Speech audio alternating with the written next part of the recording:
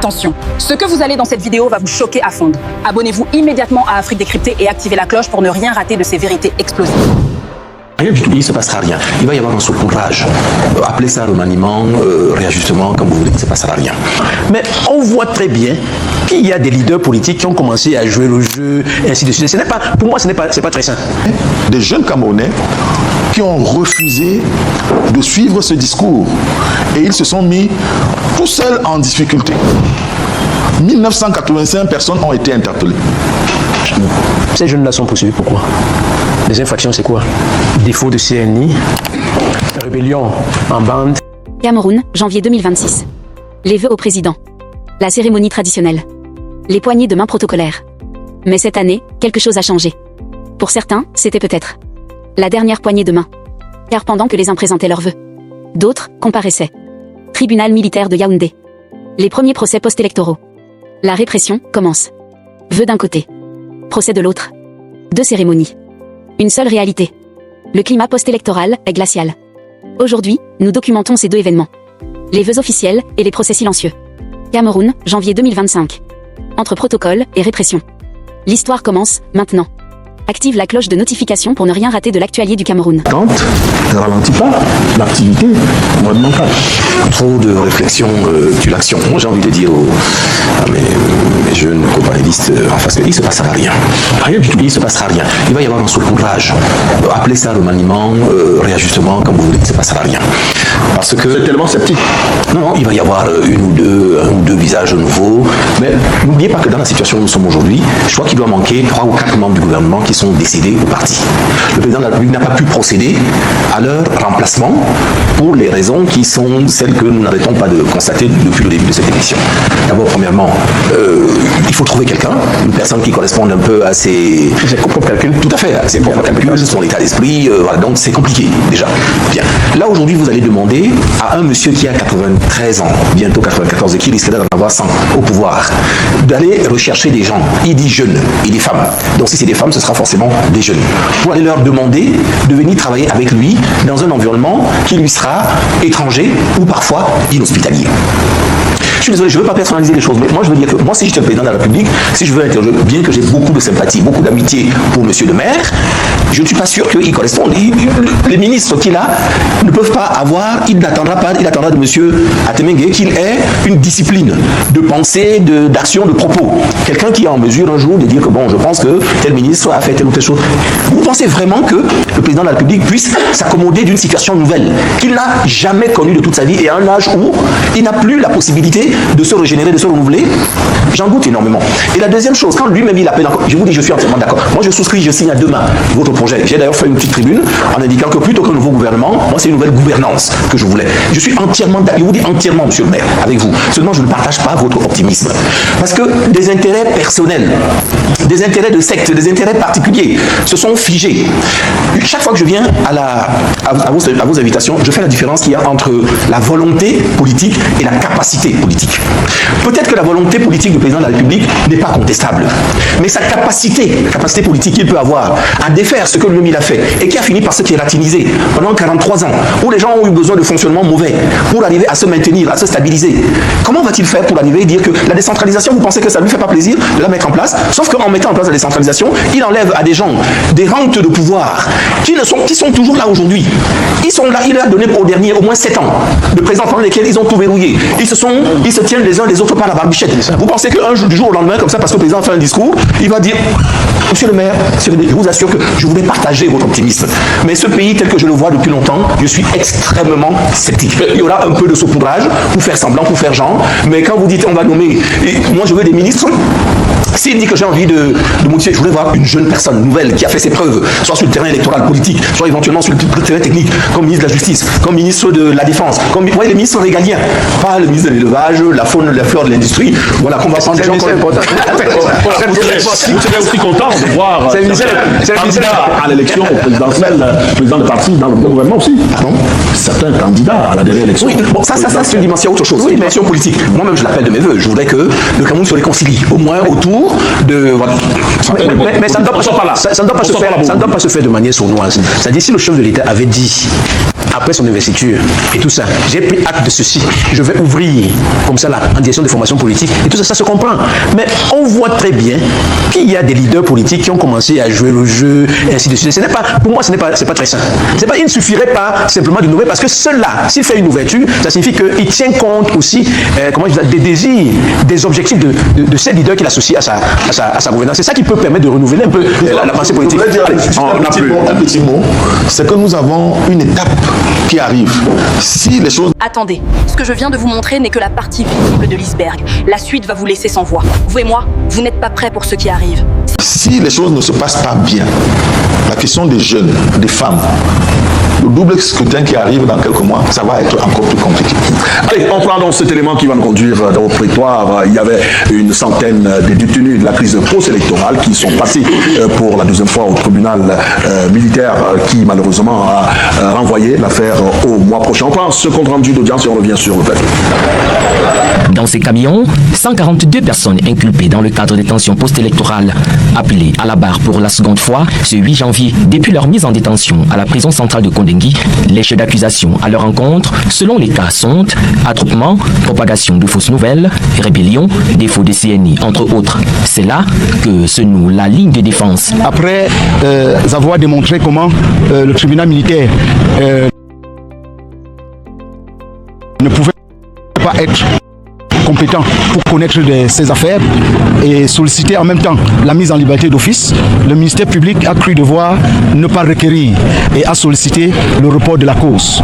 Un report pour le 12 février, date de la prochaine audience, à la suite de cet énoncé, pour défaut de traducteur alors que la majorité des prévenus s'expriment en faux-foldé, un grabuge envahit la salle d'audience, la suspension intervient dans la foulée à la demande du bâtonnier présent pour s'assurer du respect des droits de ses justiciables. Vous avez même constaté que c'était à un certain niveau où j'ai constaté qu'il y avait trop de tensions, même des avocats, et dont j'ai demandé à Mucus Courrier que le président suspende la session pour qu'on regarde certaines choses. Dans l'incompréhension, à l'extérieur, les familles laissent éclater leur colère.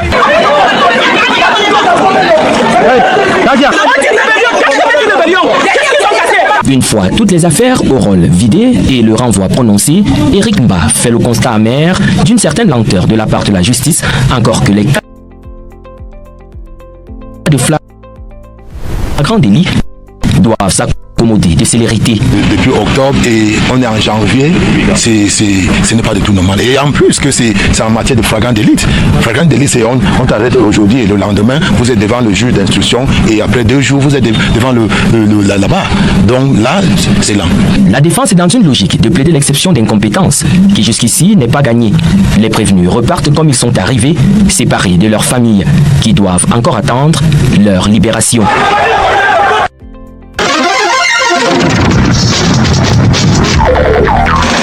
Alors Serge Anthony, qu'est-ce qui coince dans cette affaire? On croirait déjà la page avait été tournée et voici des personnes interpellées depuis le mois d'octobre qui sont obligées de se stricter de la loi. Il y a des choses à dire et même à redire. Comme quoi? Les procédures ne sont pas bien menées. Les procédures ne sont pas bien menées. Et c'est ce qui entraîne cette situation qui est regrettable. Parce que même quand vous êtes mis en cause, vous avez droit à la justice de façon juste. Et le problème que nous avons là, c'est que les choses ne sont pas en train d'aller dans le sens où ça devrait être. Et il est normal que les parents ou les familles des mises en cause aujourd'hui se plaignent. Il est aussi normal que l'ordre des avocats se plaigne.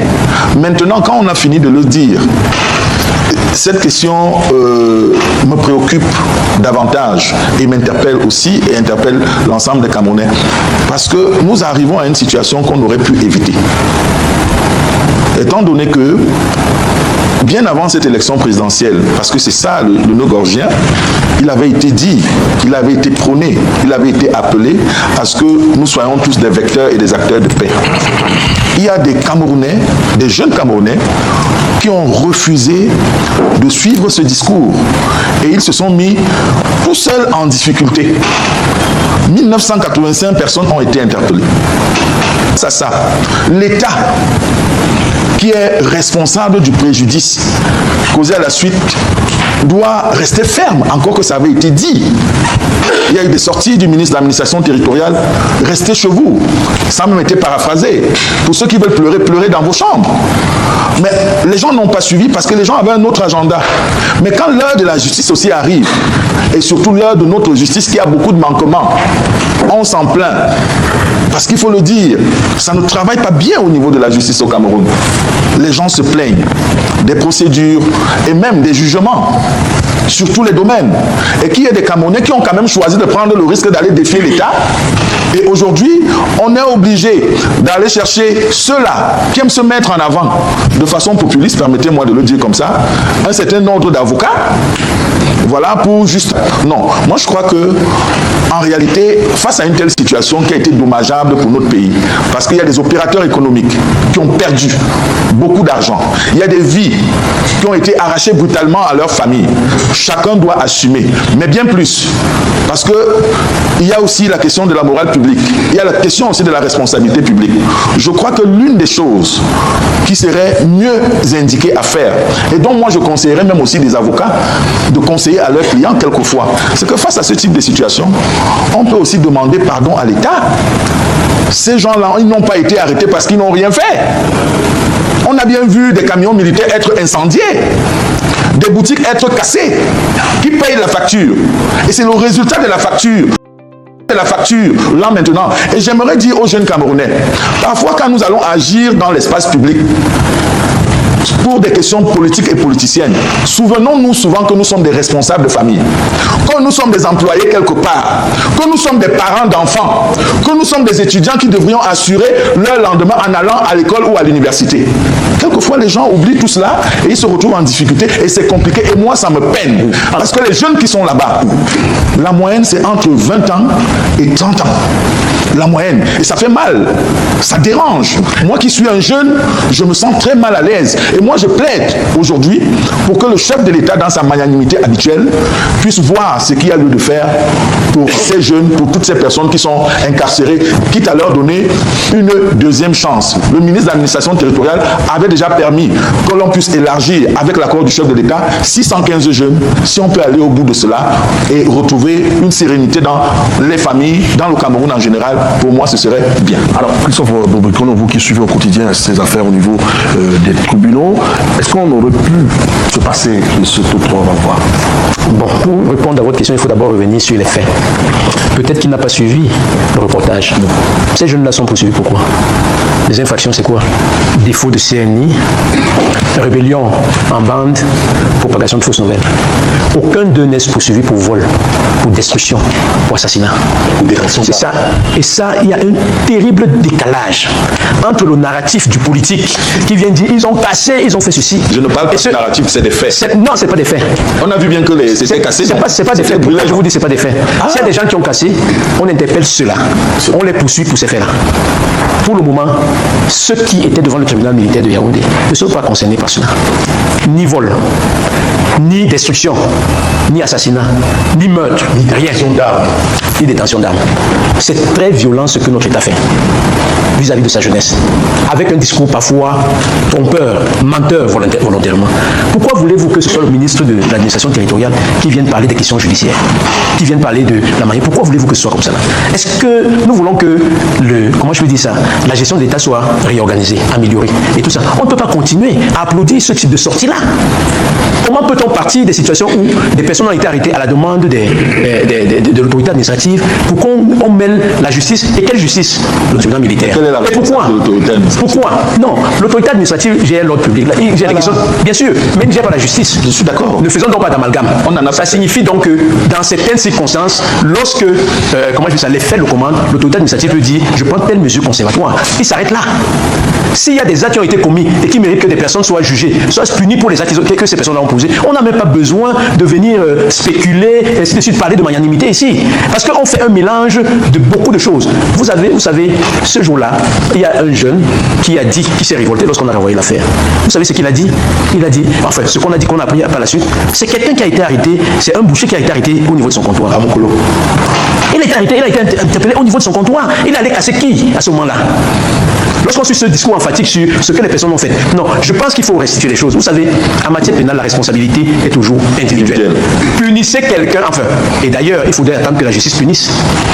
Pour la petite histoire, ces personnes-là ont été renvoyées devant le tribunal militaire. Ont été renvoyées devant le tribunal militaire avec, on avait visé des infractions vraiment les plus rébellions armées, sans saisir d'une seule arme et d'autres choses. Vous comprenez? C'est très compliqué. Comment est-ce que nos forces de sécurité, qui sont réputées être très professionnelles, très compétentes, peuvent se permettre de faire ce genre de... comment je fais ça? Permettez que j'aille jusqu'au bout. Peuvent se permettre de faire ce genre d'enquête avec ce type de conclusion-là. Bon, dites-moi, quand on brûle un engin militaire, vous le qualifiez comment? On l'a brûlé où? On l'a brûlé à Garoua, par exemple. Mais est-ce qu'à Yaoundé hier, il y a 2 jours, on jugeait les gens de Garoua? Je ne sais pas. Non, mais là aussi, vous n'en avez pas la preuve. On a dit il y a 140 personnes. Parce que tout à l'heure, vous avez déroulé. Vous allez permettre. Difficile d'entendre. On vous a écouté. Franchement, laissez-le également dire ce qu'il a besoin de dire. Mais il faut aussi. Rien que les infractions qui ont été visées par le commissaire du gouvernement sur les dossiers qu'il a eus invalident un certain nombre de choses que vous avez dites. C'est ce que j'ai dit d'entrée de jeu. C'est-à-dire que si les personnes ne sont pas poursuivies pour vol, si elles ne sont pas poursuivies pour destruction, si elles ne sont pas poursuivies pour meurtre, assassinat et autres, comment vous pouvez, dans votre narrative, dire non, les gens ont fait ceci, les gens ont fait ça? Ne faisons pas d'amalgame. Parce que si on m'interpelle pour défaut de carte nationale d'identité, en quoi est-ce que je suis concerné par des gens qui sont allés manifester? Et pourquoi on doit mettre ça dans un paquet? Et pourquoi voulez-vous qu'on ait au Cameroun une démocratie où, lorsqu'il y a des confrontations politiques, les gens n'ont même pas le droit d'ouvrir la bouche? Est-ce que nous avons, comment je peux dire ça? Est-ce que l'Ominat, qui est arrivé là hier, est-ce que c'est lui qui a conçu la démocratie camerounaise? Pour dire aux gens, allez faire ceci, cela. Est-ce que les lois de 90, qui ont été baptisées les lois de la liberté et tout ça, ont été conçues par des personnes qui étaient folles, qui ont prévu qu'il y ait des manifestations publiques, un certain nombre de choses? Non. Je pense que nous devons tous crier pour dire qu'il faudrait que les institutions fonctionnent comme elles doivent fonctionner. Il ne faudrait pas qu'on théâtralise certaines choses pour faire dire, comment je fais ça, pour tromper, pour désorienter les Camerounais par rapport à ce qui s'est passé. L'heure de la justice, on en parle tout à l'heure, vous avez suivi le bâtonnier. C'est des procédures, on dit de flagrant délit. Il n'y a pas eu instruction. Ça dit donc qu'on n'a pas passé le temps, on a arrêté les personnes, on les a auditionnées normalement, dans les délais prévus par la loi, elles devaient être présentées devant le juge. Ces personnes-là n'ont pas été présentées devant les juges. Ces personnes-là ont été éloignées de leur famille, certaines ont été déportées, gardées dans des centres de détention très loin des familles, parfois en dehors des villes dans lesquelles ils ont été arrêtés. Et vous avez suivi, ce n'est pas le cas, parce que c'était ici à Yaoundé, le gouverneur de la région du littoral dire loi. Donc moi, ma réaction ici, c'est de dire comme citoyen, vraiment, il faut garder pour chaque chose, conserver la proportionnalité de ce qui s'est passé. Punir celui qui a commis un délit ou un crime par rapport à ce qu'il a fait, pas par rapport à une clameur publique qu'on aura fabriquée non fondée.